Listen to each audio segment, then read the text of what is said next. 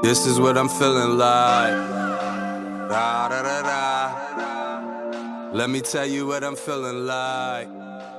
Da, da, da, da. Yo, what up, though, people? I'd like to welcome you back to the Keep It a C-No podcast. As always, I am your boy Brown. To the left of me, we got Your boy John. John. What up, though, baby? What's good, folks? What's How good? you feeling? Pause. Good. You good? You good. ready for football Sunday? Yeah. First Sunday of the season, people. Shout out to everybody that's tuned in. If this your first time tuning in, salute to you. Please do us a favor. Make sure you hit the sub button, the like button, and the bell so you can stay notified when we drop new content. And don't be afraid to leave a comment. If you agree with something, you disagree with something, you want to correct one of us on something, or if you just want to call us an Uber, let us know in the comments. Just make sure you keep it a C-note. And please share this video with someone that likes to talk sports and entertainment just like you so that we can all talk that talk together. Funniest thing I've seen all week, John, is got to be all the pictures of Kawhi Leonard in the gym. They're saying Kawhi is back. He's in the best shape of his life. He's feeling great, pause. And I just find it funny because it's the same movie every year with Kawhi Leonard. Oh, he's back. He's going to do this. He's going to do that. And then he ends up right back on IR, not playing in the playoffs. And he's kind of started this wave of load management. So I got Kawhi Leonard on the clock. He has to show something. He's robbing the league right now. I'm just keeping it a C-note. How you feeling about Kawhi, though? You think this could be a bounce-back season for him, John? Most definitely. He showed it in the past. He does have a chip, and yes, he is injury-prone. When you think of load management, you think of Kawhi Leonard almost when you think of that term. But I don't know. I'm ready to – I like to see him out there on the court because when – like, I'm going to say this right now on the record that – when Kawhi to me is at 100% and he's balling to me, he's better. He was better than Bron. I'm sorry. Oh, that's it. That's a huge statement. Yeah. Listen, my thing about him being on the clock though, John, is like this. I give him credit like everybody do for that Toronto championship, but that was years ago. That was years ago. Since then. Look at Kawhi. And in the last 4 years, Kawhi's played how many games? He's played 161 games in 4 years. That's 40 games a season. And he's making $45 million for 40. He's making $1 million a game damn near. Or a little bit over. He's robbing the league to me. Yep. You know what I mean? And again, people give him credit for that championship, and he plays defense and all of that. But if it's only for 40 games, I'm cool. You got to put him on the clock. Sixers talk, baby. You got the Sixers. They done signed Danny Green. It's still a whole movie with James Harden. You see all the reports about he didn't reply fast enough being an all-star replacement. He's beefing with Daryl Morey. You got Embiid and Maxey. They said they're going to ride it out. Pause. You know what I mean? They're going to stick with the organization through this situation. John, this is your boys. Keep it a C-note. Have the Sixers done enough this offseason to be considered a top team in the East? I don't know if the chemistry is there, the effective play calling is there, then yeah, but we definitely got to make some moves. I was never in agreement with the whole James Harden coming to the Sixers thing, right? Even from the start. But this is the end result of James Harden has a track record for the type of shit that he does. Right. We knew what type of person he was. Right. I mean, I'm not taking nothing away from him because I do think that there's some shady shit going on behind the closed doors in the Sixers organization. Whatever his name is. Daryl Morey? Yeah, man. You don't like Morey? I don't know. It's just some weird shit going on with him. And who knows? It's like you got to be in the in club with him and whatnot. So I don't know. I just never thought that he was a good fit. I do like the fact that Embiid and Maxey like stage their loyalty to the Sixers. Right now, though, what you got is Embiid, Maxey, Tobias. You can't really play James Harden if you don't trade him because he disgruntled to me. He's not going to give his all out there, I think. But who do you trade him for? Because his value is below zero. I mean, best case scenario, I would have tried to get rid of both of them, be honest. Embiid and Harden, that is. I think Embiid has reached his peak to the point where I don't know. If he doesn't get that help, we're not going to make it to the next stage. So I think while he's at his peak or whatever, and we could still get some trade When value. you say he ain't reached his peak, he reached his peak. What do you mean? You don't think he can get better? No, not in this system that the Sixers got him in. I think if Embiid would have played low on the block and had a different play style game that the coaches ran, I think it would have been a different situation. But with the style that he plays, he could. But now they got a new coach, Nick Nurse, so maybe it's a new system. I don't know, but see, you don't think the coach is enough to change what's going on in Philly? It depends on what we can do if we free up Harden. If we free up Harden and get like a nice piece to aid, then yeah, we do have a chance to be a top contender. When you say nice piece, you mean nice role player, a role right? player, yeah. Okay. I mean, but do you like the Danny Green signing? Because that's hilarious to me. Danny Green is here to steal a check, basically. I agree. Because when he was here last time, he was a liability defensively. He's a little older now. Do you agree? But if Danny Green can still play, why isn't Dwight Howard and like Boogie still playing? I know Blake Griffin, he just became like a free agent. There ain't nobody pick him up. Like should these guys with Danny Green and them, that's because they can shoot. They could just stand in the corner and shoot if you need a shot.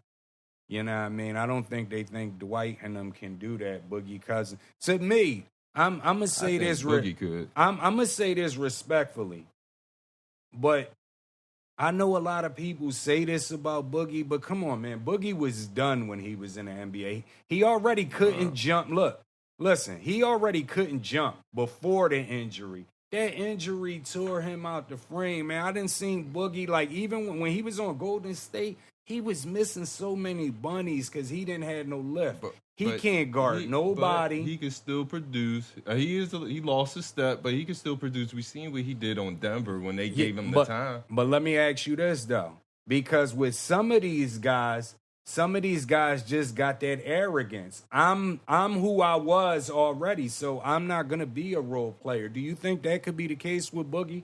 No. That he might in his mind still feel, especially hearing all this hype, that he should still be in the NBA, that he may feel as though he's better than what coaches think he is right now? Because most coaches probably just want him to set screens and grab rebounds. I know, but he could do more than that. You think he can do more than that? No, but he's shown that he can do that. And that little bit of time that he was on Denver, look, when they gave him time, he was out there on the floor, like, putting out work. He used those minutes efficiently. So, I don't know. I think if given the chance that, well, if you give Boogie a chance on the team, letting him be a bench player coming off the bench, I mean, giving him some all right minutes, I think he can be an effective player. But see, that's the thing. All right minutes. All right minutes. I don't think Boogie is cool with get 7-8 minutes a game because he's still a liability on defense. He never was a shot blocker. Never before the injuries. He really can't guard anybody. He don't have the lateral quickness and he don't got, my opinion. But what's your thoughts on it, people? Yeah. Should Demarcus Cousins be in the NBA right now? How many minutes you think he should average coming off the bench? Maybe like 15 to 18. Okay. Should Demarcus Cousins be playing in the NBA right now? Is he good enough to still get rotation minutes off the bench? Yes, no. Keep it a C, no. How about Shai Gilgeous, Alexander, and FIBA? He's been putting up. He was getting busy in the FIBA thing. We got Anthony Edwards, Luka Doncic, and Shai Gilgeous-Alexander. Them the NBA stars that really got the most talk. Like, they were talked about the most throughout the Jones. I mean, you had Towns here, Jefferson there, and all of that. But Shai Gilgeous is one of them guys, played for Canada. He averaged 31 last year, John. He got Chet coming back. Can he average over 31, under 31? Over 31. Willie average 31 again, over or under? Under this year. Under 31, you think, because of Chet and them? Because of Chet, yep. I don't think Chet going to be a factor. I think Shai, I think they gave him the green light. He going to do what he want. What's your thoughts on it, people? Over or under 31 points a game for Shai Gilgeous-Alexander. Keep it a C note. Let us know. We got LeBron James. He's out Saudi Arabia. It's a lot of talk. Saudi Arabia, they're trying to build up their sports thing over there. They're trying to get athletes to come over. It's reports that they're going to try to offer LeBron James $1 billion contract to go over there and play. Keep it a C note. If you were LeBron James, because we got a lot of fans, since that James Harden thing, I know a lot of y'all about this chicken, right? So if you were LeBron James or a player of LeBron James status, are you leaving the NBA to go play in Saudi Arabia for $1 billion? Yes, no, keep it a C note. Absolutely. Absolutely? Absolutely. For $1 billion, yes, I'm going over there. For 2 years? Even for 2 years, yeah. Just look at the soccer ball that was offered like $1 billion just to play over there for a year. Yes, right. The reports say they offered your man James Harden $900 million to come over there and play. Man, yes, niggas go to jail for free. Yes, I will definitely go over there and ball for $1 billion. See, here's my thing. I don't know about going over there balling for $1 billion, because once you over there, you're over there. You're gonna have to live by how they live over there. You're gonna go by their rules, like. You don't got you don't got nothing, and you're not. They would treat him like royalty. They would treat him like royalty. Yeah. But if I was older like LeBron, I might do it. But what about if you were in your prime? If I was in my prime, and if I was a superstar like Bron was, then yeah, I wouldn't do it because of the competition. The money cool, but you gonna be over there. You gonna be over there cooking everything, man. It ain't. And it's cool because like this FIBA basketball, it really shows what the NBA lacks and shit. I mean, it shows people. Shai Gilgeous is going to fuck off. It's like he has the leash off of him. Like remember back in the day, like Carlos Arroyo. He was balling for Puerto Rico. Right. And like when these Bulls play for their home country, they like ball. And the rules are actually a little bit tougher. They said it's easier to score in the NBA. Right. I mean, and these Bulls are getting busy. And I just said it on a recent episode where I was talking about Rondé Hollis Jefferson. Now, I know the best guys ain't over there, but if you can go over there and get busy like some of them guys get busy, that means you can play. Yeah. But it's a difference. When you say them guys play different when they playing for their country, like a lot of them guys, Rondé Jefferson is put in a situation where he has to be the man over there. You see what I'm saying? He's treated totally. Jordan team, they probably treat him like he's their LeBron. But what if he had that same green light? He got that green light. NBA? Yeah, that's what I'm saying. When you go in the NBA, sometimes on them bad teams, you might don't get that green light. And it'll kill your game, especially if you're an offensive player. You know what I mean? He got way more confidence. A lot of them guys over there got way more confidence running their own teams. But yeah, what's your thoughts on it, people? If you were LeBron James or a player in his prime that was nice, Saudi Arabia offered you $1 billion to leave the NBA, go over there and play. Would you do it? Yes, no. Keep it a C, no. Again, football is here, John. Shout out to Vito. He's not in the building today. He'll be in the building next episode, I believe, or the episode after that. Vito's boy just got paid. Nick Bosa, 5 years, $170 million. 122.5 guaranteed, 34 year, highest defensive player, highest paid defensive player ever. Is the boy Nick Bosa worth that money, John? Let me ask you a question before I answer that. Do you think he's the best at his position? No, I don't. Do you think Aaron Donald is better? Yeah, I mean, but he's more like a defensive end. So Bosa is like What's Myles Garrett? Myles Garrett. What's the other boy name? So they're ranging. I think Myles Garrett. What do you have? 125.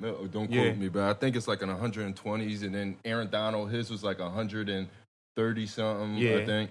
But this is almost like a slap in the face. I'm not saying Bosa don't get your money. Hell yeah, you got a credible agent to get you that money. But I just think it's about like 30 mil past what he's actually worth and what they actually pay for a skilled player at that position. So you saying he should have got like 140 instead of 170? Like, yeah, 140, that would have been all right. 2 years ain't enough. You ain't seen enough in 2 years to give him that money. He's only 25. I understand. So that's why I said 140. That still puts you in front of both of them. And then 5 years? Yeah, so, and you know who's next up is going to be like Micah Parsons.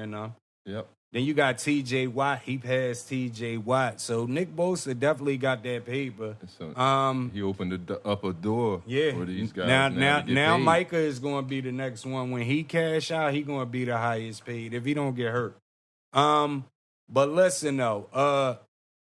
I don't know with San Fran. I mean, that's a lot of money. I wouldn't have gave it to him. I already told Vito why. You know what I mean? Aaron Donald won 3 MVPs and a Super Bowl before he got that paper. And Nick Bosa didn't. But listen, I will say this. San Fran is starting to give me L.A. Ram vibes. It's like they still in our whole swag, bro. They starting to say F them picks and trade for superstars. Now they starting to cash everybody out, man. Shout out Sean McVay. Daniel's son may be teaching Mr. Miyagi some new things. I'm just keeping it a C-note. How y'all feel about Nick Bosa contract, though, people? Is he worth that 170? Yes, no, keep it a C-note. John, we know the season has started. The Sunday games haven't started yet, so I just want to ask you, who's your coach of the year this year? Keep it a C-note. To me, I'm an Eagles fan. I want to say Nick Sirianni. But to me, it would be like a surprise team that does good. If the Jets go real far, it's going to be the Jets. Go for a team like Washington or New York. If those like teams that came out of nowhere to me that go real far in the offs. Right. So basically, if the Rams, who's projected to win 6 games, if they make the playoffs. Absolutely, Sean McVay. Okay. He's going to be one of them cooks. Yep. Shout out to that. How about MVP? Who wins the MVP this year, John? That's going to be a tough one. I would like to say like a Justin Jefferson or a wide receiver. A wide receiver. If what's his name? Kirk Cousins can be on point this season, I think Minnesota might, I don't know. They might be something to be reckoned with in the NFC, but I don't know. Okay, let me ask you this. It's early to call it, though. I would ask me this again after week 1. Okay, let me ask you this. Who's your Super Bowl teams? Who's going to the Super Bowl this year, John? I'm biased. It's going to be Gang Green. It's going to be the Eagles and the Jets. Eagles and Jets. Okay, let's say for some reason, Eagles not in the script this year. Yep. It will be the Jets and who? Keep it a C-note. Let me know. Damn. It might be like a team like San Fran. You would say San Fran? San Fran. You believe in Brock Purdy? that he can get it done for a whole season? I mean, if he can learn from his mistakes and just learn and grow, I see promise in that young man. So I think he could. His ceiling is a lot higher than we think. Me personally, in my opinion. But I think he could take that team somewhere only because he has so many options. I mean, he has running backs. I mean, he does have some wide receivers, and he has a great tight end. He has options, so I think that works to his advantage in San Fran. So. Okay. And you got y'all winning the Super Bowl, right? Of course. So if y'all don't make it in this San Fran and the Jets, who wins the Super Bowl? I probably. That's tough. I would call the Jets.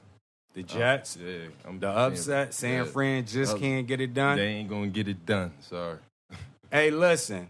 I will say this. If San Fran goes to the championship game this year again and they lose, they give me Eagles vibes from early 2000s when they went, what was it, like 4 years in a row and lost?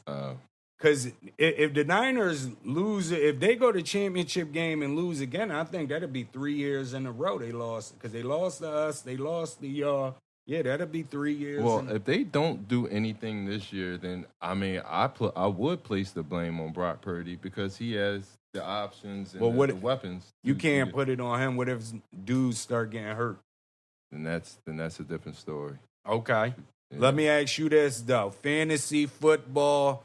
We love fantasy football. Sunday games are amongst us.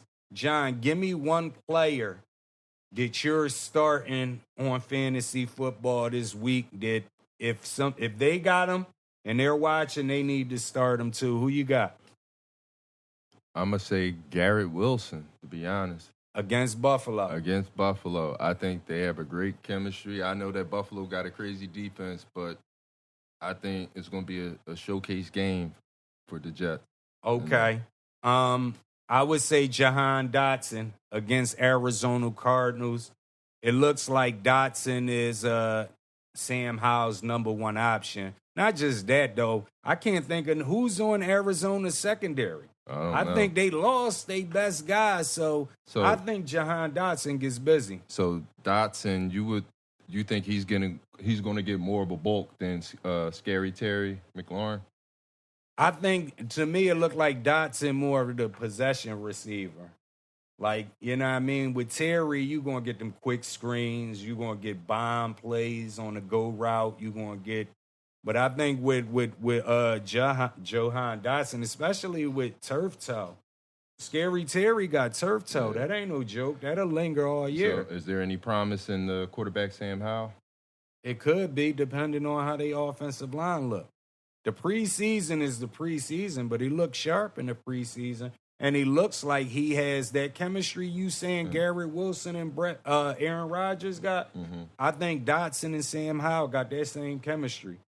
Just watching them preseason, Dotson actually got more of the targets at the end of the year last year. NFC East is going to be a problem this year. I'm going to come back to that. All right, give me one player that you sitting this week. If he's on your team, you're not playing him this week for whatever reason. Keep it a C-note. Who you got? I actually drafted this player, and I'm thinking about putting him on the bench because I don't know, like, how that quarterback is going to be.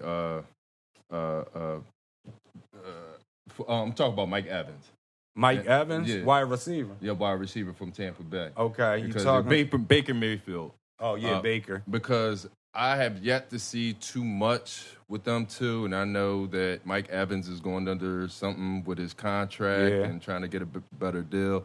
So with that, I don't know. Like, I think everybody's still going to be trying to fill each other out with that first game. Right. And I know that Mike Evans was probably like a top, 5, 6 round wide receiver pick, but he's definitely one that I think I'm thinking about benching this week. Okay. I say Najee Harris. I don't know. They playing San Fran. We don't know if San Fran defense is going to be like it's been in the past few years. We know they stingy against the run.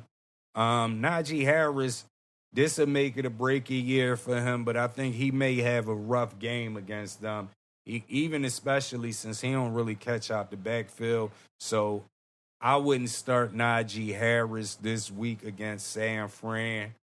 What's your thoughts, though, people? If you play fantasy football, give me one player that you should start this week, and give me one player you should bench this week. Keep it a C note. Let me know. What you say, John? No, I was going to back you on that pause with the Najee Harris. To me, he's kind of shaky. He was definitely up there on that list. I did also draft him, but I wanted to put a player out there for people to keep an eye on because I also drafted their backup, the number 2 running back on Pittsburgh, Jalen Warren. So yeah. I think he's somebody to keep an eye out for, and this is a make it or break it year for Najee Harris. And listen, I ain't even going to hold you.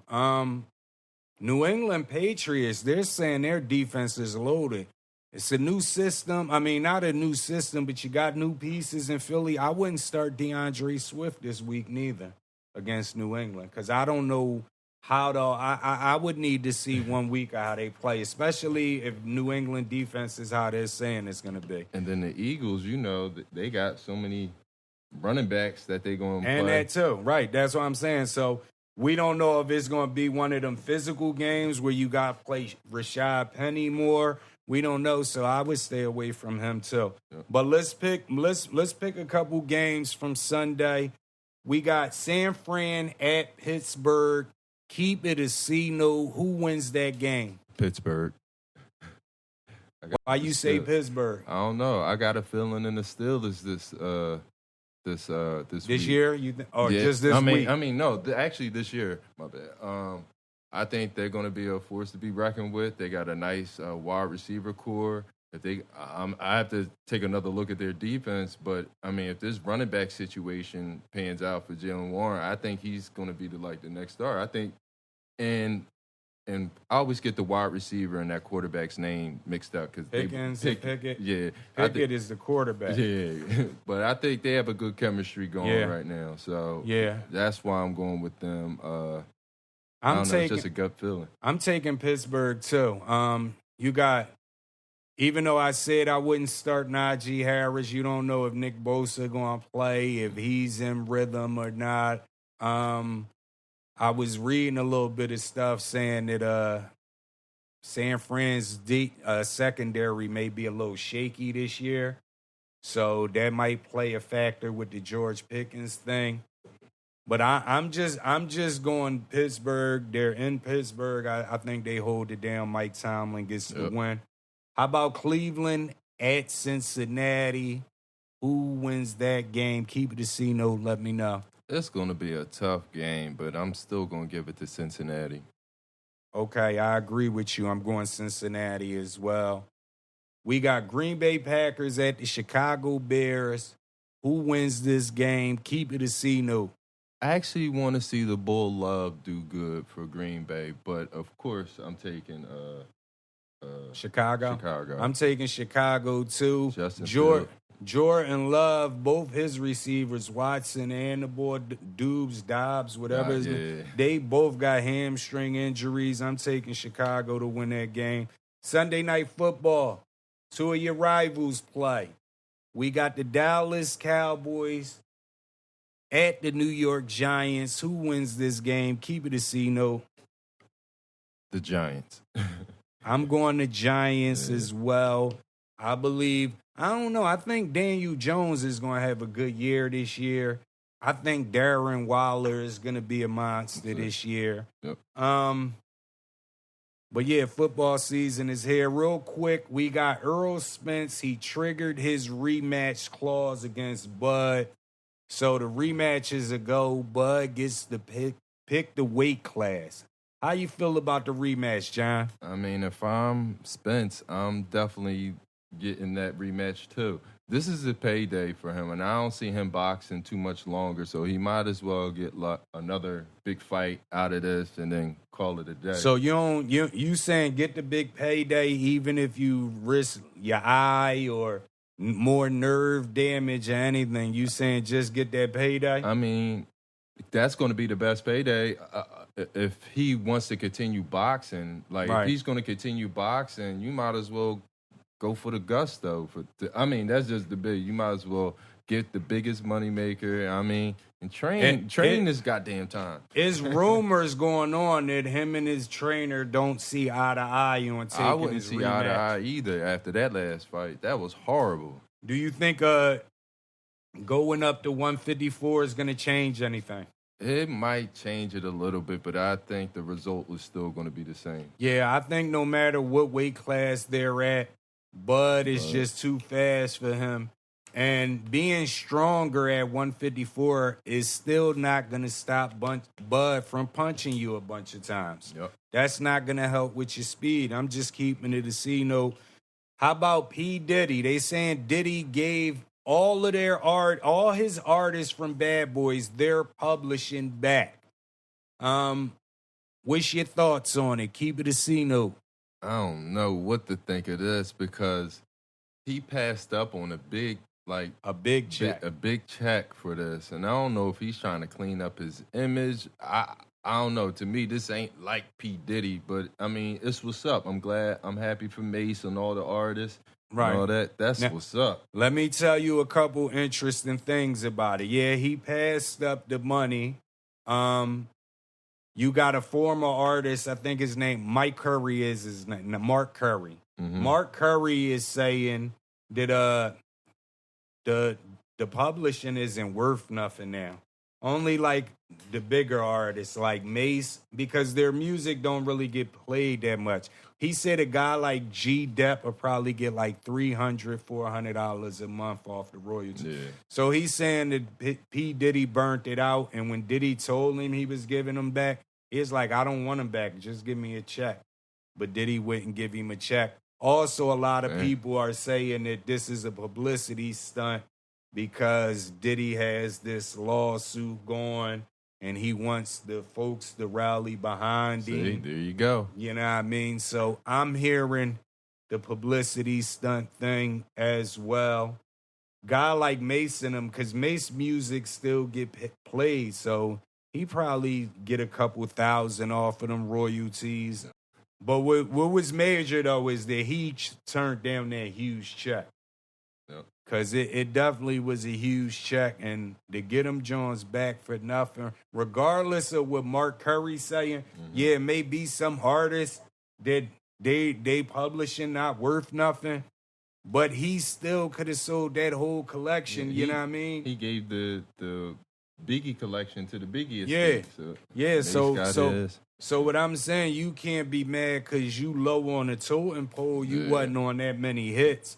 You know what I mean? Could it be a publicity stunt? I can see that because P. Diddy and them guys is some slicksters. Because I can't see none of them other and again, doing that. He's saying that his hopes is that other record labels take note and start doing the same thing. I can't see other record labels doing that. Yeah. I can't. Yeah. I mean, now let me ask you this before we get out of here. Yeah. P. Diddy gave all his artists their publishing back.